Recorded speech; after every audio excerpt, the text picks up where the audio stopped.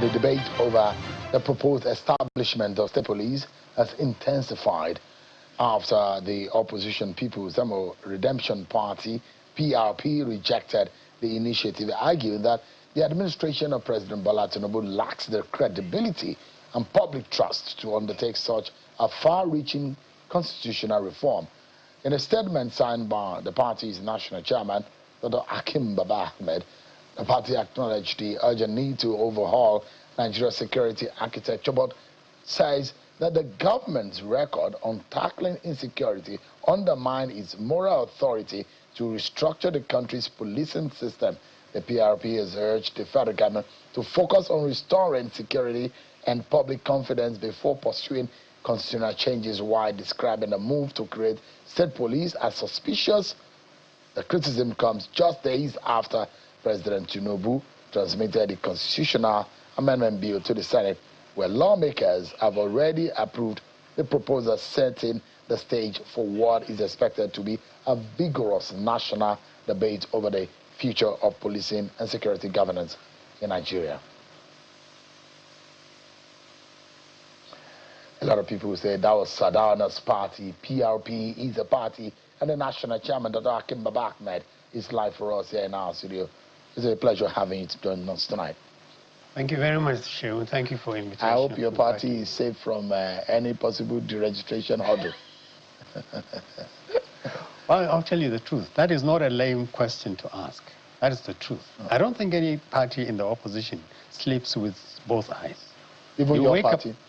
Every party, except APC. Everybody's scared? Well, look, it's very unnerving. What just happened in the courts today regarding NDC. I watched the interview you had, the program you had now with their spokesman. He made a very good case of the background of this case. Any party that tells you that they feel absolutely comfortable, then they are not serious about being a political party in this country. You think PRP can be deregistered and Sadauna will sleep easy in the grave? No, it's not Sadauna. Actually, we were a thorn in the flesh of Sadauna. We weren't his party. We opposed him. And in fact, Sadauna gave our party the room to be relevant during those days when he was there. It was Aminu Kano that was our Aminu Kano, sorry. Yes, yeah. And we are very proud of those days. It was very difficult being a NEPU/PRP supporter. And we've come through everything. And we believe that we will go through this difficult time. I mean, so is this an opposition agenda to oppose state police? Because Mr. Peter Obi has said it, ADC has said it, you came out yesterday, and when I saw it, soon I called you and said, what do you mean by that? Everybody seems to be clamoring for state police. Here it is. It's going to happen. But it does look like there's a political angle to it, that if it happens before the election, there is a danger that state governors having that kind of power can manipulate it and use it to manipulate the election. Is that your greatest fear? Yes, but it's not necessarily an opposition thing. It's a Nigerian thing. Nigerians have no faith in the sincerity of this administration. They have very little trust that this administration is sincere about dealing with security or insecurity. When you combine these two things, you see a combination of the absence of legitimacy, and you see the absence of confidence. We do need to restructure this country, not just police. Our party, the PRP, has committed to restructuring this country, and we say so openly. We want to go beyond just short-term advantages that this administration is seeking. Generally, we want to put Nigeria on the table. A holistic restructuring. For everybody, yes. You don't think that this is some kind of restructuring too? It is part of the restructuring process, but you see, when you restructure when you restructure a country, you first ask what's wrong with the country. Why is it not working? What is not working? Nigeria is not working for any group of people, any interest from whether it's ethnic, regional, geographical, ideological, anything, faith. It's not working. And we took the gamble to say to Nigerians, if you give us the power to run this country in 2027, we will restructure Nigeria. Not just because we want Nigerians to say, that's a party that wants to be restructured, but because we genuinely believe Nigeria needs to be restructured and should be restructured. and there can be something out of it for everybody. And restructuring the country to address issues of insecurity is a fundamental foundation for this. You need to restructure Nigeria, but not with this kind of opportunistic piecemeal approach. President Tinubu has been in power for 3 years, for goodness sake. So, do we need state police? Well, we need to address policing as an institution. That's the first thing. It definitely has failed. Policing, any society, any nation, is a vital instrument of governance. Our policing Nigeria has failed so badly that... So we needed a restructuring and reform in the policing system. Yes, well, the name you give it is, it depends on, I mean, it's not so important. The issue is that for the last 5, 6, 8 years, a key period in that was the NSAS thing. It showed you clearly, policing as a vital instrument of governance has collapsed. The military, the fact that the military is so much stretched is largely because the military is doing the police work, the work of the police. There are 100 good reasons why you need to revisit police in Nigeria. But there are also 100 good reasons to say, don't do it now. Certainly not by the APC administration. But when you say don't do it now, the risk is that more people will die. Yeah, if you don't implement it. This government has said is a silver bullet. Once they implement it, immediate action will be seen and results will start coming up. Yes. So you saying don't implement it now, you are saying, invariably saying, let people continue to die. No, but that is, you are exaggerating, your summation exaggerates what they want to do. There are a lot of things they can do between now and March 2027. A huge amount. He's still the president and commander-in-chief of the armed forces. The police, federal police is still there. The military is still there. The intelligence communities are there. There are 101 things he can do, he hasn't done, and he has no intention to do. So what they're trying to do is to pick one issue, put it on the table, not necessarily to improve policing. So this is not priority as far as the security architecture, the reforms, and tackling insecurity is concerned? No, it's not a priority if it is going to play into the hands of an administration that may use it for political reasons. You don't think that the opposition is playing the ostrich here? No, not at all. The opposition is saying to the government and to Nigerians, watch what is going on. They're creating the impression that they're solving a major security problem, but actually they want to achieve a political end. And we don't want this. So this is not a security measure, it's a political measure? No, absolutely. That's what you see it as? It's a political measure, and it speaks largely to what is going to happen in the elections of 2027. When the PRP described the government's plan as suspicious, do you have evidence? Are you relying on evidence or just political distrust? Can you identify specific provisions in this bill that could facilitate an abuse? Let me remind you, President Tinubu's administration has been in power for more than 3 years. The issue of our state police has been on the table for longer than Tinubu's government. If it's such a crucial element for improving our security, you would think a serious government, a serious president would have said, let's do state police. It's been there all along. People have said, address the issue of policing. The military has no business doing 99% of the work. They said the best time is now to do. The best time is not now. In fact, this is the worst possible time. This doesn't say, and this is important, you've asked this question, let me repeat again. There are still 101 things President Tinubu can do with what he has on the ground to improve our security, to bring an end to all this stealing of human beings and killing of human beings. There is still a military, there is still police. He can improve policing. He can improve the performance of the military. He can address many, many things. No, that's not what he's doing. He's giving policemen. He's creating policemen and giving them to states. And then he thinks that is the solution to the problem. So you have to ask yourself, well, what is your contribution, sir? You have the federal police that has failed to do any work. So what you're doing is say, governors, create your own police. Go and do what you want to do with them. You're compounding the problem that we have. I mean, why are you making Bola Tinubu and the APC look desperate? You're making it look like they wanted to win this election by all means. They are making themselves look desperate. Because if, for example, Nigeria continues to face issues of banditry, kidnapping, criminal violence, and despite centrally controlled police structure, these problems continue. And there are those who say the federal policing model has struggled for decades. Why should Nigerians reject now an alternative that many security experts have argued that would bring policing closer to communities? And they say it's probably our silver bullet, our solution to insecurity. Well, first of all, it's not. If it is crafted by this administration at this time of the election cycle, an administration that has had very little credibility in terms of doing what is right at the right time and doing it with the will and the clout to do this, then it can't be the solution to the problem. It can only be compounding the problem. But secondly, the issue is that Nigerians agree over the need to have revisit our entire security structure. And there are many good ideas on the table, but you don't do this when you're already short of credibility and support of the people.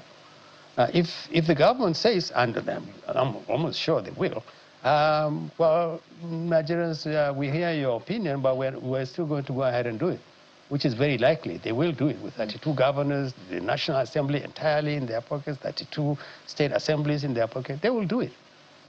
I'm sorry to say that I don't think that it's not the intention, and it's certainly not going to deliver the effect. Do it, you are damned. Don't do it, you are damned. No. The same.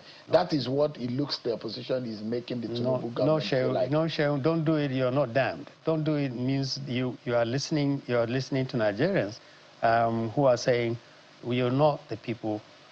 Look, our statement said, if Tinubu's administration genuinely believes that introducing state police is genuine, then let the elections validate that faith. Go to the elections, get Nigerians to vote you back. Then come back, sir, and do your state policing. That's our statement said so. Because it's a legitimate thing. We're not questioning his legality. What would you have done differently? If I was in power, people were being killed and you thought that you needed a reform, so you would have waited. No. If we were in power, we would have done this 2-3 years ago. I'm telling you. Tinubu came to power when President Buhari left this country in a terrible shape. Tinubu came to power. He had 3 years to look at the policing system as part of the security structure. He did nothing, absolutely nothing. It got worse. More Nigerians are dying by the day now than President Buhari left it. Why should Nigerians believe that suddenly President Tinubu has found a silver bullet? That he wants state police, not to improve their own federal police, nothing to do with the federal police. He's not touching, he's not giving them a kobo more, he's not recruiting them any more policemen, he's not funding them better, he's not improving their morale better, he's not improving their efficiency any, he's just creating state police. He's going to give his governors their own police so they can do what they want to do with them. That is not helping security. Let me ask you, sir, Dr. Ahmed, you were a political advisor to this government. And I assume that, as an academic, you would have done your SWOT analysis for you to be able to advise this government properly, politically speaking. And as a prominent voice from northern Nigeria, you probably would have done your prognosis about the issues, the problems, the 2027 elections would have been inside of any political advisor to say, what are we doing right policy, and what are the political minds ahead that we need to jump to be able to be successful. What was the biggest weakness of this government, politically speaking, that you identified? They never did SWOT analysis for anything. You don't embark on policies without SWOT analysis. And I'm very happy you brought this up. The very day President Tinubu was sworn in fact, by his own admission, the issue about removing the subsidy thing was not even in his speech. No, you don't undertake a policy measure of this magnitude without putting through the most basic elements about SWOT. He said, the subsidy is gone. And Nigerians went, what does that mean? Months later, we realized what he meant is that life is going to be a lot more difficult. Okay, fine. If we have to pay a price for it, what is it? That's why you do SWOT analysis. You look at strengths and weaknesses and opportunities and threats. He didn't do that. Dr. Ahmed left this government, identified the sore points, the weaknesses of this government, and you're planning to use it against it by leading an opposition against this government. What was it that you have now discovered? Because I understand now that you are joining forces and you are making plans to ensure that this government is removed out of power. What is it that you think that... You mean voted out of power?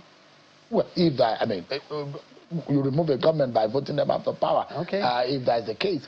But I'm not sure you're planning a military coup anyway.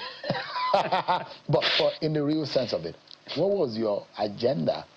When I was with them or now? No, because you have realized you took a trade secret out of that government. And you're not going to use it against them. No. There was no trade secret at all. If you learned anything about if I learned anything about the Tinubu administration, was how you can destroy a historic opportunity. The president came to power with fairly good credentials. He was a thoroughbred politician. He appears to have done well when he was governor of Lagos. He had been part of a lot of what had happened since 1999, and maybe even before then. You would think a man who is so ambitious, who says, it's my turn, had the guts to say, hey, Nigerians, 250 million of you, all move aside, it's my turn. You would think he would come to power and actually tackle some of the most fundamental problems of this country. Insecurity, cost of living, corruption. He did none of those things.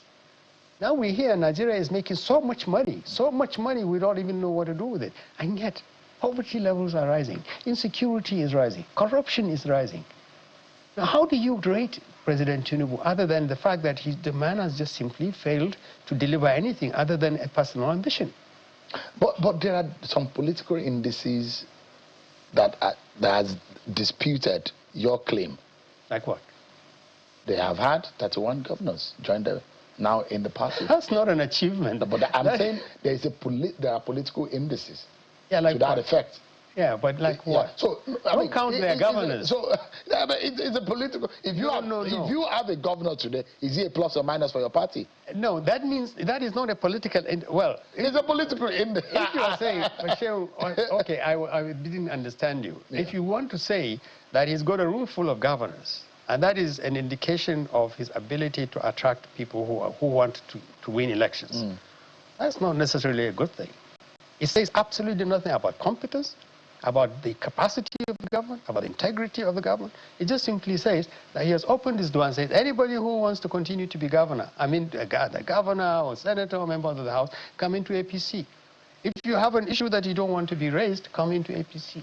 If you're worried about being maybe hauled before a judge, you've done some terrible things, come in here, we will look after you. Well, again, part of the political industry that I'm talking about is the fact that for the last 3 or so election, when opposition has stood up against this party, APC and Bola Tinubu, they've been winning election. FCT swept it. Yeah. Ekiti election, they've won it. Yeah. By-elections, they won largely all the by-elections. And these are indication that going into the 2027, it does look at the APC is being underestimated, yet is performing and beating the opposition. Yes, but you also haven't looked at the other side. The other side is not just that parties are contesting elections as parties. The opposition has only undergone tremendous assault through a combination of what the APC and the judiciary and everybody else is doing to them. This is not the same opposition.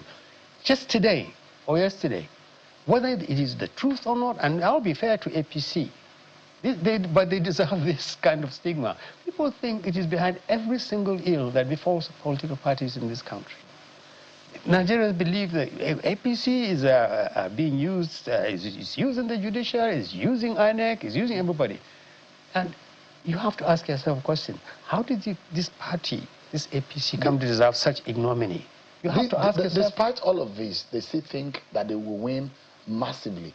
Landslide, yes. Moonslide. Yes. That's the APC thing. APC has won the gold in terms of self-delusion. They don't believe. Let me tell you. Is there anyone on this ballot that can defeat the APC? Yes, we can. Donald Duke. Yes, absolutely. Okay. I think the Nigerians, people say this like Donald Duke. People, don't be surprised at how desperate Nigerians are for good leadership. A Nigerian who can actually lead without necessarily stealing or allow money to be stolen. A Nigerian who can actually think outside the box. What can we do about insecurity? What can we do about young people who have no hope in this country? What can we do about the hate we have for each other? And Nigerians genuinely want this. APC doesn't bother to ask what they're doing right or wrong. They think that winning elections, bringing out huge amounts of money. What happened in Ekiti? If ask a lot of the people who went to vote there, this open display of money, giving people money for votes, this is not how you run a country. Dr. Ahmed is the national chairman of the PRP. Many thanks for coming tonight. I appreciate it, sir. Thank you very much. That's our show for tonight, everyone. Many thanks for watching. I'm Sean Wakimale. God bless Nigeria.